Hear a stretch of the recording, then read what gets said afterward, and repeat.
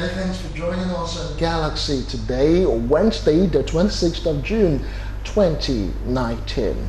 My name is Justin Akadome, and today is the International Day Against Drug Abuse and Illicit Trafficking.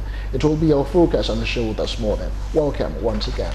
Exactly, he's not alone. He's with Uche Onyekoluji, and like you rightly said, it's International Day Against Drug Abuse and Illicit Trafficking, Justin. And you know, to come to think of it, this is something that looks like has been overflogged, maybe not overflogged, but we keep emphasizing on illicit use of drugs and of course illicit trafficking. And as we'll be looking at this topic today, for you to be part of this program, all you need to do is send SMS to the number that will be written on your screen. Do not call, just send SMS. And of course, on our social media handle, you can send your questions and of course make comments using hashtag Galaxy today. Okay, so yes, I know that a couple of months ago there was a BBC report on the use of drugs. I mean, some people, they say you see people carry a particular drink and it has a bit of drugs in it, and it was alarming to know that our youth are the ones who are more into drugs much more than the adults. But we just thought that since we're celebrating the International Day for this, we'll look more into this topic. But from your own angle, Justin. Yes, the thing is that today is, specially dedicated by the United Nations, specifically started sometime in the 80s. But it is something that we really need to talk as a people, as a nation.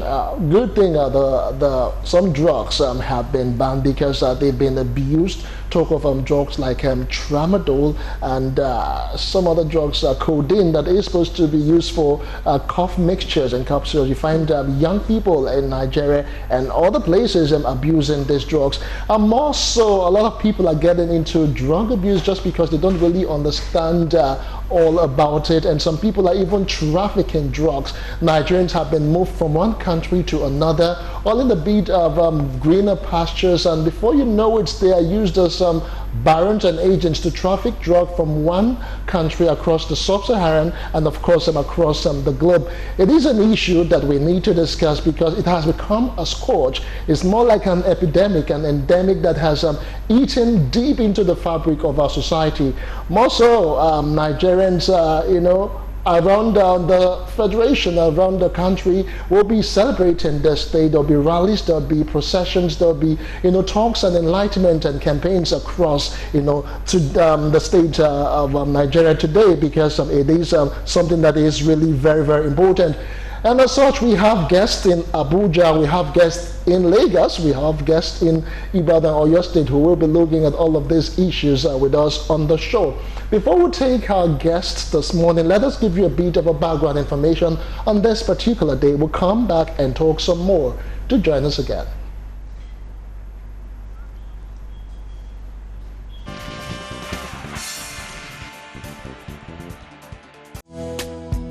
The International Day Against Drug Abuse and Illicit Trafficking is a United Nations International Day against drug abuse and illegal drug trade. It is observed annually on 26 June since 1989. The observance was instituted by the General Assembly Resolution 42/112 of 7 December 1987. On June 26, 1987, two important texts, Comprehensive Multidisciplinary Outline of Future Activities in Drug Abuse and Control and Declaration of the International Conference on Drug Abuse and Illicit Trafficking, were adopted at the International Conference on Drug Abuse and Illicit Trafficking, which was held in Vienna during 17 to 26 June 1987.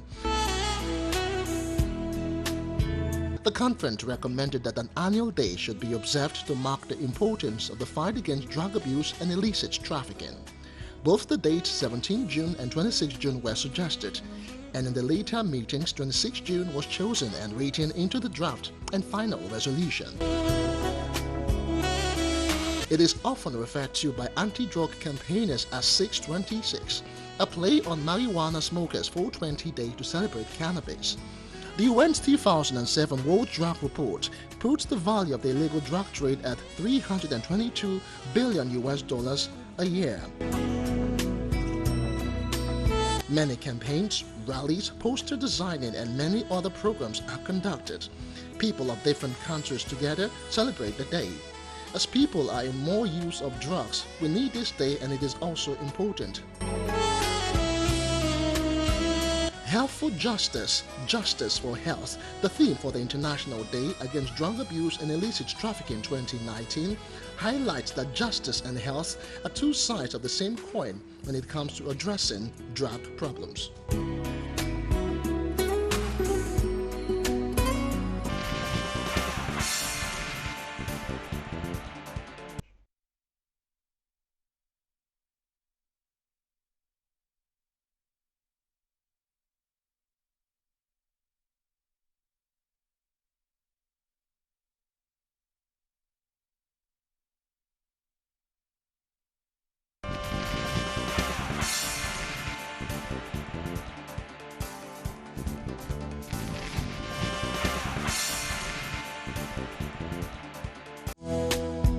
The International Day Against Drug Abuse and Illicit Trafficking is a United Nations International Day against drug abuse and illegal drug trade.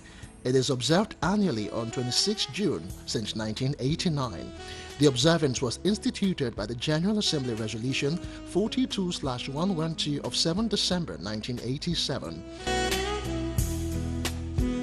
On June 26, 1987, two important texts, Comprehensive Multidisciplinary Outline of Future Activities in Drug Abuse and Control and Declaration of the International Conference on Drug Abuse and Illicit Trafficking, were adopted at the International Conference on Drug Abuse and Illicit Trafficking, which was held in Vienna during 17 to 26 June 1987. The conference recommended that an annual day should be observed to mark the importance of the fight against drug abuse and illicit trafficking. Both the dates 17 June and 26 June were suggested, and in the later meetings 26 June was chosen and written into the draft and final resolution. It is often referred to by anti-drug campaigners as 626, a play on marijuana smokers' 420 Day to celebrate cannabis. The UN's 2007 World Drug Report puts the value of the illegal drug trade at $322 billion a year. Many campaigns, rallies, poster designing, and many other programs are conducted. People of different countries together celebrate the day. As people are in more use of drugs, we need this day, and it is also important. Health for Justice, Justice for Health, the theme for the International Day Against Drug Abuse and Illicit Trafficking 2019, highlights that justice and health are two sides of the same coin when it comes to addressing drug problems.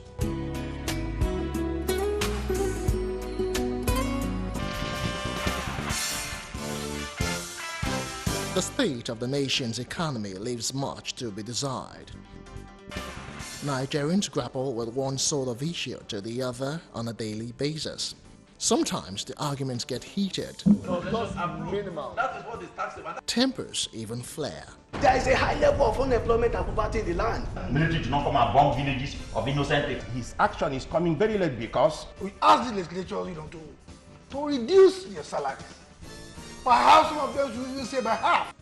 On Galaxy today, we'll take a no-holds-barred approach to issues and trends. We bring prominent Nigerians from all walks of life to bear their mind on human angle stories. Join us on Galaxy today. Galaxy today, discussing issues as they trend.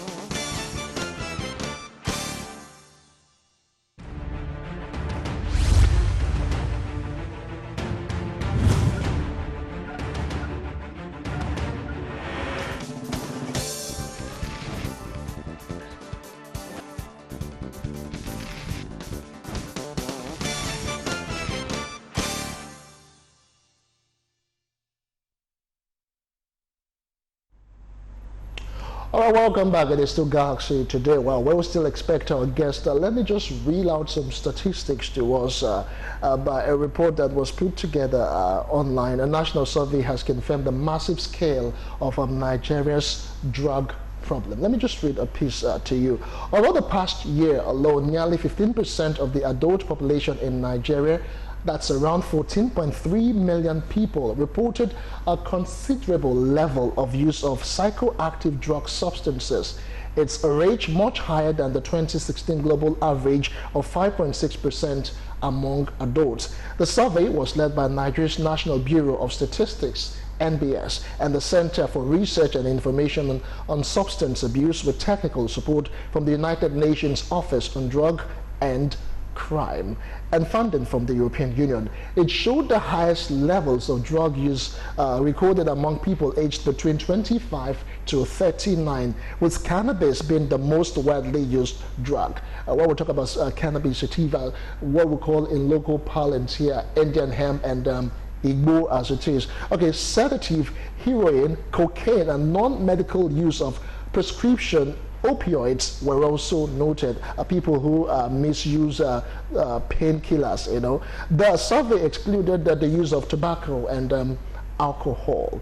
As Quotes Africa has previously reported, drug use habits in Nigeria have devolved, with young people increasingly resorting to potent mixtures of several drugs at the high risk of fatal overdoses. For instance, gutter water, a widely consumed cocktail of drugs, is a mix of codeine, tramadol, rohypnol, cannabis, and water, or juice. Some young adults are also turning to crude concoctions as alternatives, including smoking lizard parts and dung, as well as sniffing glue, petrol, sewage, and urine as inhalants. Which, let us talk about some of these issues right now. You know, I'm even shocked when I just heard of this one. I've never heard about it before. It's called gutter water. It's a mixture, a cocktail of drugs that's a mix of codeine, tramadol, rohypnol, cannabis, and water or juice. You can imagine the extent people would go just to get high or just forget about their troubles temporarily. You know, sometimes I just wonder why. What's the essence? I mean, you do things and then there's a reason for doing something. Why would you want to have a cocktail of drugs? I mean, mix it also just to have what? A cocktail, and you get high and get high what? Okay, so what I tell people is after getting high, you still come back to that problem. It's not going to go. So drugs is really not the best way to handle such thing. I know I've heard about people doing downhill. They mean to get high. I know I've heard the codeine thing was, in fact, to a point where you take your child to the clinic now, you want a cough syrup, they tell you no more cough syrups for children from now. Nobody wants to do cough syrup anymore. The best they can tell you is to use antibiotics or use a broad spectrum kind of drugs, you know. So, and it's amazing to see that this is eaten deep in Nigeria, or has eaten deep. You know, it looks like we're very quick at adapting other people's lifestyle. We see something and we try to do it much better than they are. So listening to a cocktail of, like, seriously, gutter water, a mixture of it. No, it's called gutter water in code. So it's a combo of different, you know, substances, and there's you know, the normal Igbo that we call it in local parlance. There's you know, this one that has been banned, tramadol. You know, a lot of people just mix all sorts. To what extent? Why are they mixing this? What are you driving at? What do you want to gain from this? I mean, at the end of the day, the head just gets high, and after getting high, you still come back to whatever problem you think. And I want to believe that this is why a lot of people are gradually going into depression. True. When the drugs no longer work. True. It looks like they become depressed, and when it feels like, okay, you get to that stage where you feel like nothing is working, the drugs isn't working, the problem is still there, and they just commit suicide. Well, let me continue. Stemming the flow of opioid import has proven particularly difficult for Nigerian authorities. Two high-profile raids at the country's largest port last November resulted in the seizure of over 500 million tablets of tramadol, a pain relief drug. Often, okay, the flow of, or the inflow of opioids isn't limited to Nigeria alone. Either, as UNODC says, West, North, and Central Africa jointly account for 87% of all pharmaceutical opiates seized globally. Aside from the imports, Nigeria also faces an internal problem with corruption at major local pharmaceutical companies, boasting the illicit supply of codeine-based cough syrups to drug users. But while the widespread of illicit drugs use lingers, the survey also notes that there are major gaps in Nigeria's healthcare system in meeting the needs for treatment and care for people with drug use disorders. You know, in other Western countries, you see a lot of people say they're checking into rehab because of if it's just alcohol abuse, or maybe they're just used to abusing substances. They get to see, you know, specialists in charge and who can actually take care of their needs. But they say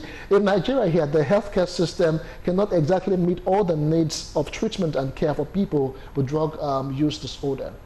Okay, you know, there's a whole lot of factors that could have been the reason.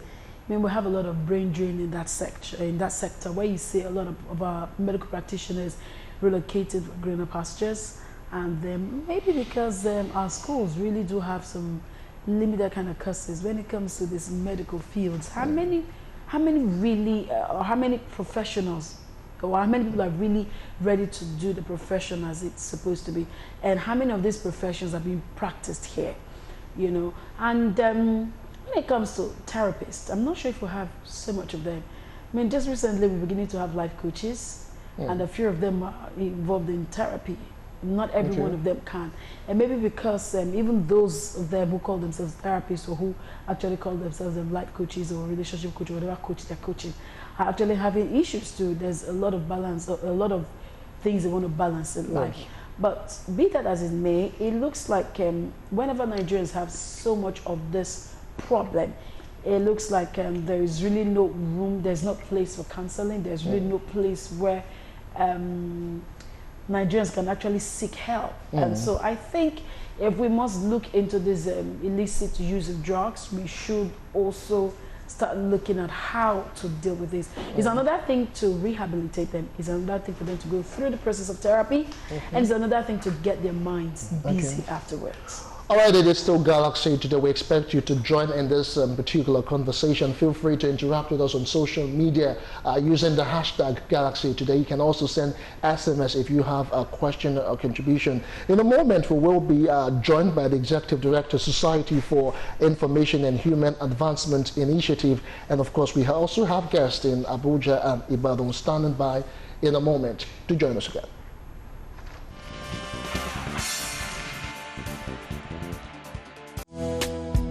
The International Day Against Drug Abuse and Illicit Trafficking is a United Nations International Day against drug abuse and illegal drug trade. It is observed annually on 26 June since 1989. The observance was instituted by the General Assembly Resolution 42/112 of 7 December 1987. On June 26, 1987, two important texts, Comprehensive Multidisciplinary Outline of Future Activities in Drug Abuse and Control and Declaration of the International Conference on Drug Abuse and Illicit Trafficking, were adopted at the International Conference on Drug Abuse and Illicit Trafficking, which was held in Vienna during 17 to 26 June 1987. The conference recommended that an annual day should be observed to mark the importance of the fight against drug abuse and illicit trafficking. Both the dates 17 June and 26 June were suggested, and in the later meetings 26 June was chosen and written into the draft and final resolution. It is often referred to by anti-drug campaigners as 626, a play on marijuana smokers' 420 day to celebrate cannabis. The UN's 2007 World Drug Report puts the value of the illegal drug trade at $322 billion a year. Many campaigns, rallies, poster designing, and many other programs are conducted. People of different countries together celebrate the day. As people are in more use of drugs, we need this day, and it is also important. Health for Justice, Justice for Health, the theme for the International Day Against Drug Abuse and Illicit Trafficking 2019, highlights that justice and health are two sides of the same coin when it comes to addressing drug problems.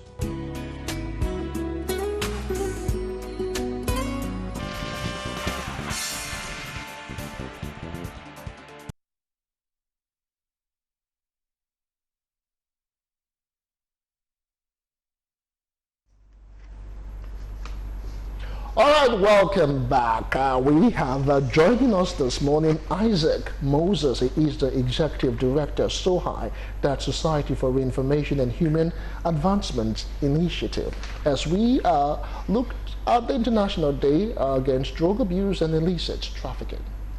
Welcome, Isaac Moses. Good morning. Yeah, it's like you came prepared, all pen and jotter ready. Okay, I want to know who will be jotting, because we expect him to ask the questions and we jot while you answer. Don't mind me. Okay, so it's the International Day Against Drug Abuse and Illicit Trafficking. This is something that cannot be overemphasized. And it's alarming that every year it looks like the use of drugs is just rising.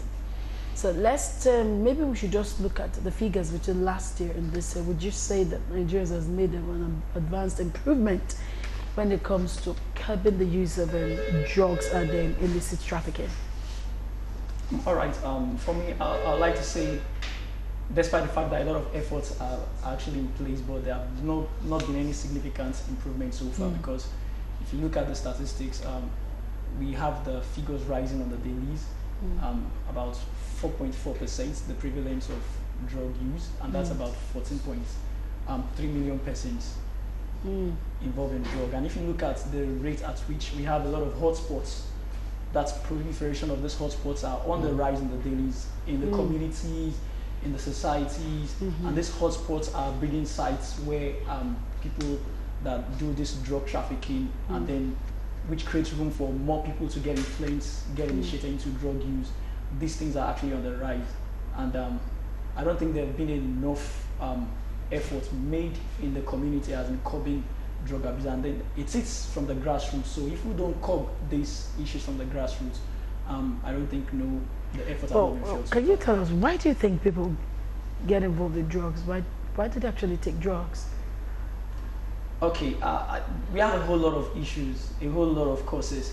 Of course, some people at the top level, it's all about economy. So we young people, we are saying at the expense of your money, you want to make money, at the expense of your own self-interest, and then you put us at risk. For young people, it's all about idleness, it's all about bad influence, and then it's all about trying to explore. Curiosity kills the cat, they say.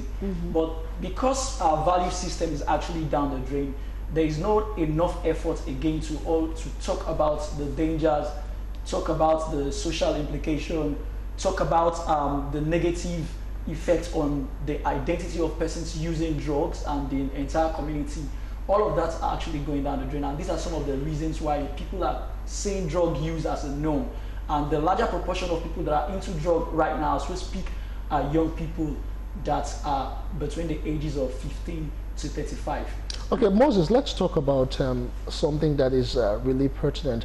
You have this passion for young people. I know your organization focuses more on the HIV and AIDS fight, but let's look at the correlation between illicit drug abuse and, of course, the spread of HIV and AIDS. Would you say that one way or the other, the use of drugs by young people have actually put them more in harm's way? Yes, a lot. Big risk is a risk factor. Number one, if you look at the statistics, about 1 out of every 4 high-risk drug users are females. A lot of them are beginning to inject drugs. And when you look at the mode of transmission of HIV, sharing of unsterilized sharp objects is actually a risk factor. And then so that predisposes them to getting HIV infection. Then when you look at, okay, the drug use pattern, the effect on the users, there are indications that the sexual urge for drug users is higher among females than among the males. So, and that's going to affect their decision-making patterns, and then by the time they get into sex practices, it's really unsafe. They don't want to talk about condoms. It's going to affect their negotiation and refusal skills. And you now look at the network, people, there's room for people to have multiple sexual partners, and then the orgies that happens, the networking and the likes. So that's a big room for creating increase in the HIV incidence. Okay, let's talk about help now.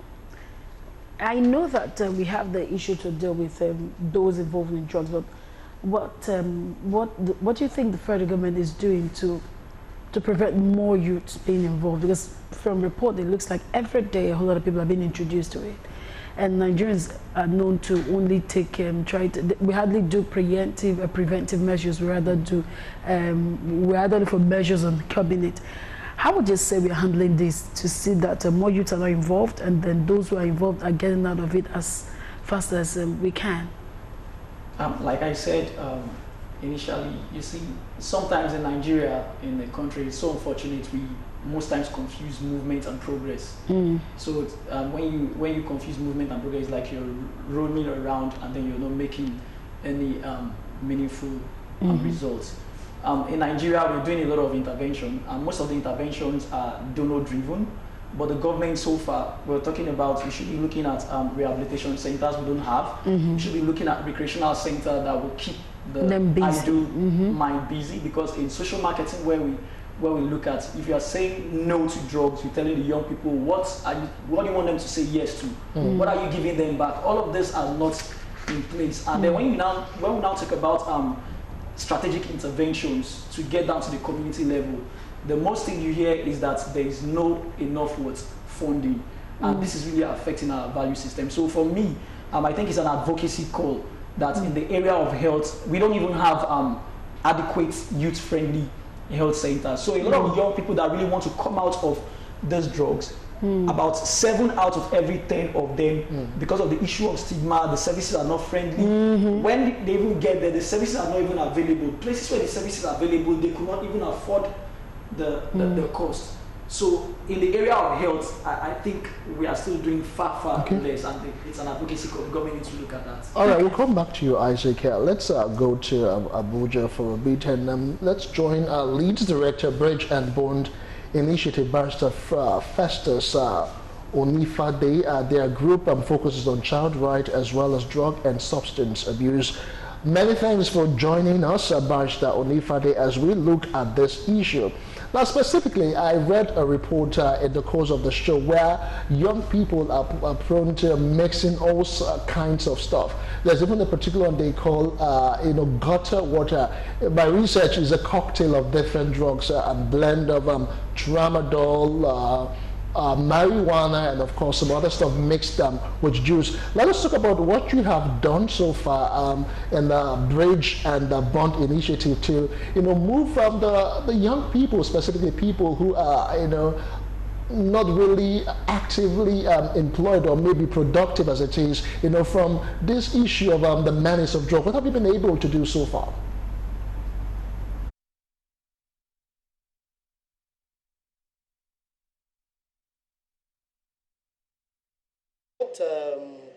You realize that last year we were on this same program this day, and we were talking about some of our activities as regards Bridge and Bond and our school activities sensitization program in motor parks and public places.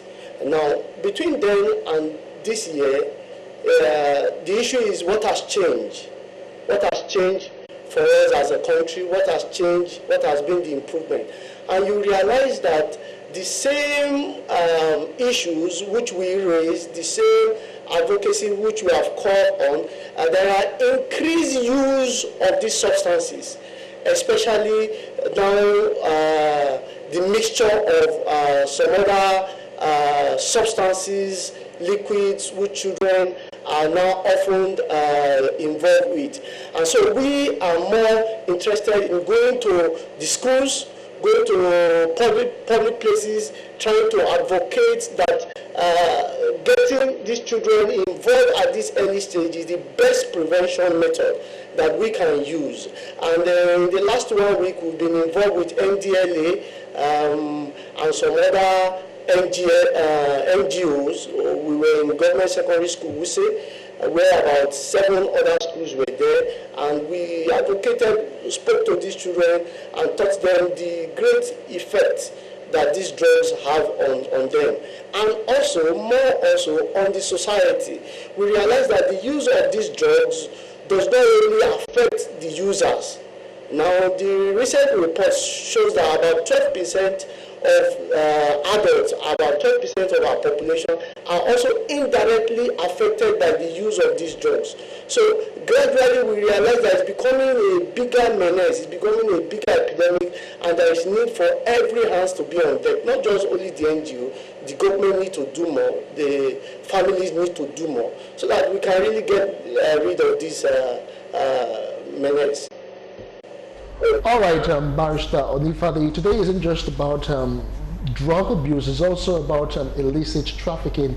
You find that young people are lured into this greener pastures of moving abroad to get a better life, and most times you find out that there are no greener pastures for them over there. They're just lured into one form of, vice or the other. Specifically, they're used to traffic drugs. I want to find out what are the incident rates specifically for Nigerians who really travel abroad without really having, good understanding of what they are traveling for.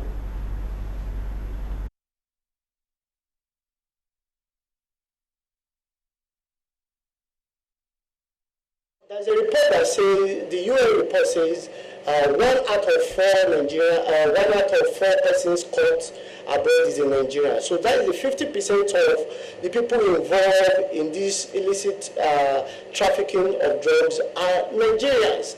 What is the implication of that on our economy? What is the implication of that on the society? It has a grave implication. And so we as a country need to do more.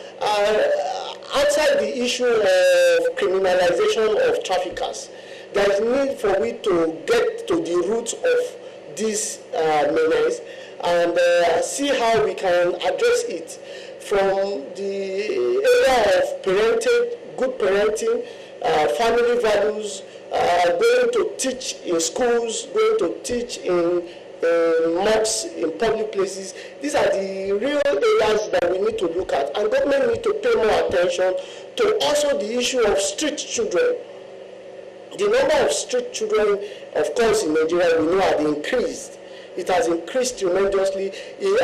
People now find it more viable to go into trafficking of drugs because it pays, because there's a reward for it.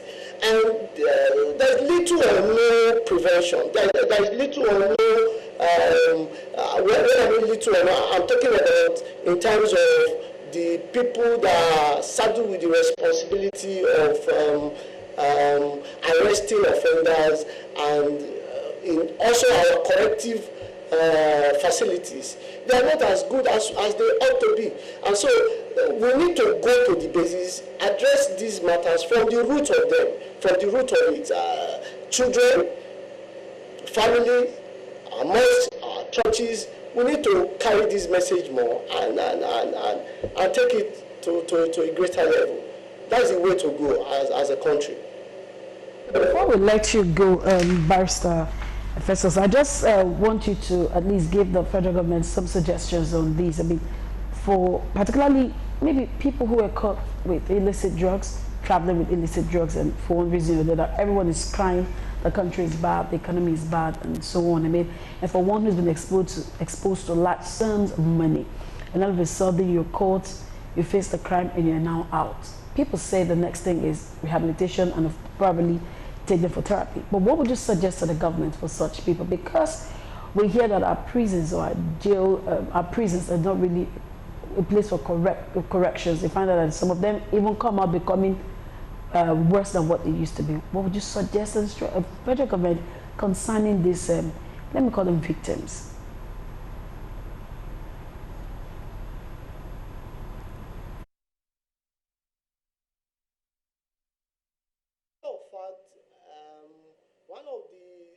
One of what things we discover is also that even the people involved in these drug users and the prisons are also vulnerable to health implications. So if you ask what do we suggest to government, I think government should stop paying lip service to this issue of drug use, drug trafficking, and all sorts of these menaces in the society. There is need for government to come to terms, to fund also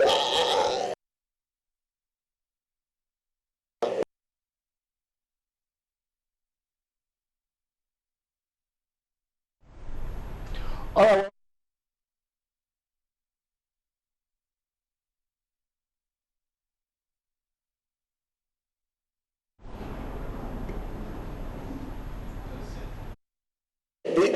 So many of them do not have vehicles. Where with Ministry of Health, they have these challenges too. Where with people, so many of all these agencies that have the responsibility of taking care of the issue of drugs and trafficking in nature, they are underfunded, completely underfunded. There's need for government to not to pay just lip service to this matter. Be more, let me say, 100% involved in the fight against this drug abuse and substance abuse in the country.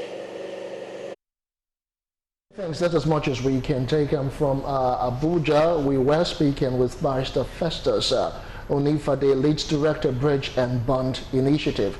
Many thanks once again. We still have Isaac Moses here, Executive Director SOHI. Moses, let's talk more about these substances that young people are prone to abuse in Nigeria. For instance, there is this ban on tramadol, but somehow young people still find a way around it, and the people are still abusing tramadol and codeine. What do we need to do? I think basically what the government needs to do, we need all the law enforcement agencies, all hands need to be on deck to track some of the trafficking channels and the routes.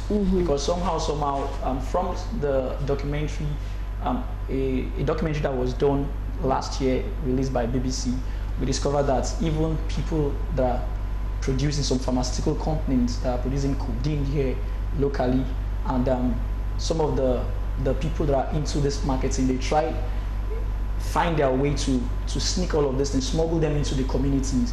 Even yet we have regulations that tramadol is not an over-the-counter. Do you not think this is the, would we not say that is a failure from the medical association or something, maybe NAFDAC or the medical association? Would you not say that probably enough homework has not been done to see that these things are put into check? Of course, that's exactly what we are saying. That's exactly what we are saying. That there is a gap in between. It's not just only NAFDAC. We also need to look at the police. We also need to look at other law enforcement agencies, because when you see some of these places, they know where these things are happening. Sorry to butt you in there. You said the police. I've driven past a policeman before, and while he stopped me, just at the stone there was a bottle of codeine.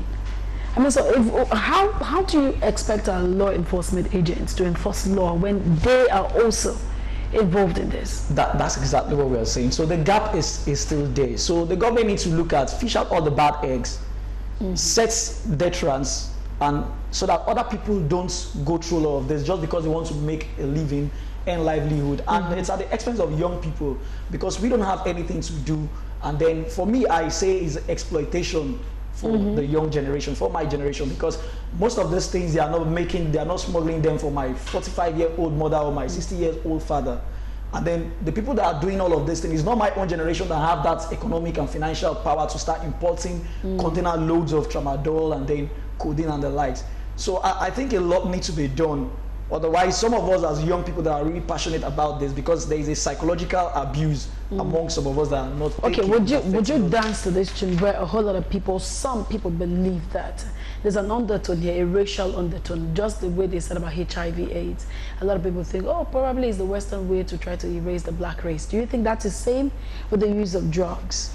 No, that's not the same. That's not the same. The problem we have in this part of the world, especially for Nigeria, is we are beginning to celebrate failures, we are beginning to celebrate negativities, and that's already making it a norm in our culture. So we need to begin to rewrite our stories. The celebrities, the media, do you understand? And then the stakeholders, you see parents that are selling codeine, make scrushy. There's this rum that they brew locally, it's called scrushy. In communities, you see mothers, parents that are old enough to talk about values, to teach young people. They are the one selling all of these things. So I don't think it's the Western effect. I think that's to do with our mental. We'll come back to you, Isaac Moses. We're getting signals now from Ibadan. Let's join the chairperson of FIDA in Oyo State. That's the Federation of Women Lawyers, Deborah Collins. Many thanks for joining us on Galaxy today as we look at this issue of drug abuse and illicit trafficking. I understand there is a program or maybe a rally, correct me if I'm wrong, going on in Oyo State specifically concerning this issue of drug abuse and illicit trafficking. What are your concerns in FIDA concerning these particular issues vis-a-vis the young people? Objective of FIDA is about the protection,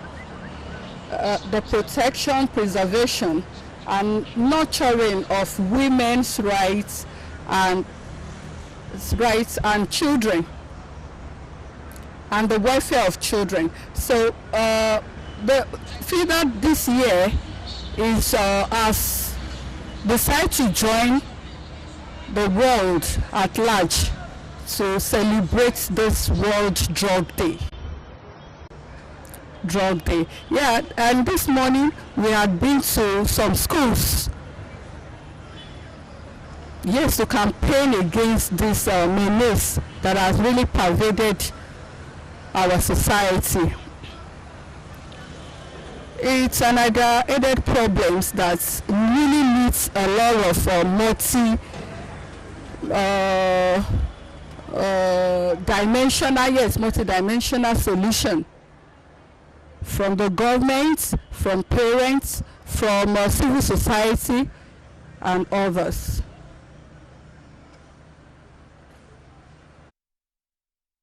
I don't know, I'm thinking you are a parent, a mother. Most times when these drugs are abused, people around these young people should be aware. Sometimes the parents say they are too busy to know what the concerns and of course the cares of these children are. What would you say we need to do on the home front as parents, as guardians, as mothers, as fathers, to correct this issue? Because our young people, are seemingly getting into some sort of depression, and some of them, take these drugs. At the end of the day, they end up taking their own lives. Always canvas is for parents to be their children's friends. They should be their worst friends. They shouldn't wait until these problems, has entered their children, or their children have this problem before they start looking for solution. We should take a proactive measure, as parents, to combat these problems. Talk to your children, talk to your words, be their friends. You see, these problems always even happen to most of the students that are boarders, that stay off their parents. You find peer pressure, overtaking them, their friends, introducing them to some of these problems, to drugs. And before the parents know it, when parents visit their wards, they should be able to talk to them about this. Like I said even earlier, that these days we talk about sex education, and we've been able to tell parents that they should enlighten their children about the issue of sex education. The same thing goes for this issue of drug abuse. Talk to your words, talk to your kids, be very close to them. I think that will be the proactive solution to this menace. You did say that parents should talk to words and talk to children. What are we to say to that? I thought that an informed parent is the one that can inform a child. So what kind of information are you people passing around at FIDA? Because I see you are the voice for women and children. So what informative piece would you suggest to parents to talk to their children about? And even guardians as well. I get that question very well. What should parents do? Parents should talk to their children, parents should educate their children, but how would the parent inform their children if the parents themselves are not informed? So using your initiative as a platform to educate parents now, what would you suggest to parents to teach their children? What kind of information should we be passing down to our children as regards drugs and the illicit trafficking? Thank you. It is not about even drugs alone. It's only because today we celebrate the issue of drug abuse. That is why we are even bringing down to, the issue of drugs and its abuse. When a parent is very close to their parent, like I had canvassed, everything about that child, you are first your friends, your child's friend. They will be open to you to discuss anything with you. It won't be difficult to even impress your child with any principle. With any, you see, we have tramadol, we have a lot of drug these days. If a child comes in contact with any of that, even peradventure, maybe from a friend, the first person he wants to talk about, talk to, will be the parents. Either the father or the mother. So, and we are saying that parents also should be well informed about all these drugs. You see, it is not all about all these substances that people abuse, even some when it comes to prescription of drugs and the rest of it. Thank you. Not as much as we can take from your end. We've been speaking with Deborah Collins, the chairperson, FIDA in Oyo State. That's the Federation of Women Lawyers. Thank you once again. In Lagos here, we still have Isaac Moses, Executive Director, SOHI, Society for Information and Human Advancement Initiative. You've heard from different stakeholders. You've heard from FIDA. You've heard from the lawyer in Lagos. But looking at all of this now, what should be the main thrust of our discussion today? What should be the take home from all of this? I think the basic take home here is the fact that in the communities, we need to keep reinforcing the messages, the dangers in drug abuse, and we need to begin to rewrite our stories. Who are the role models to young people? When we begin to put the right people in front and for young people to emulate, I think that will go a long way, because we don't get to see all of that happening again. So every young person, they see their role models doing drugs and they want to go into drugs. Some of them look at it for sexual excitement and power and the like. So if we begin to reinforce this message, the dangers, I think that will help. And then for the government, a whole lot of advocacy needs to be done. We have to continue to agitate so that we have comprehensive package. And then we need strict laws, and I think the community also needs to be part of this, because at the end of the day, it cascades down back to the community. So what are we doing to stop all of this? If communities are rising up to say, no, we don't want this in our community. For example, in some communities, you see on the whole street, you have like 4, 5, 7 hotspots, a community that have less than 100 houses. So if the community is clamping down, including the landlords that are accommodating some of all of these things, and then I think that's going to go a long way. This should be some of our take home. It's a comprehensive approach. Okay, let's look at helping the victims now. Eventually, probably one wants to get out of it, and eventually the person is out of this. And of course, the person has to deal with stigma, and then the person has to deal with coming back to normal life. Have we had cases where people actually return to their full self, taking up or living in a society where they are seen as reasonable and normal? Is it possible to get back to that normal state of life? It is very, very possible. Okay. And one of the things that actually that can really help is looking at support groups, and then having mentors.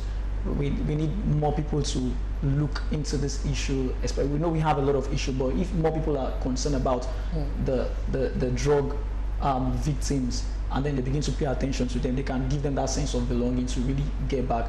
We had success stories. Some of them were empowered. Some of them we had to build their capacity to begin to work with us, so they begin to be among other peers like them, and then setting up support groups whereby they can also discuss some of their backlash and then their coping skills, and then they now become role models to other people. So it's now using community resources to solve community's own problems. So people that are into it, they know the consequences that they face back. They can use themselves as testimonials.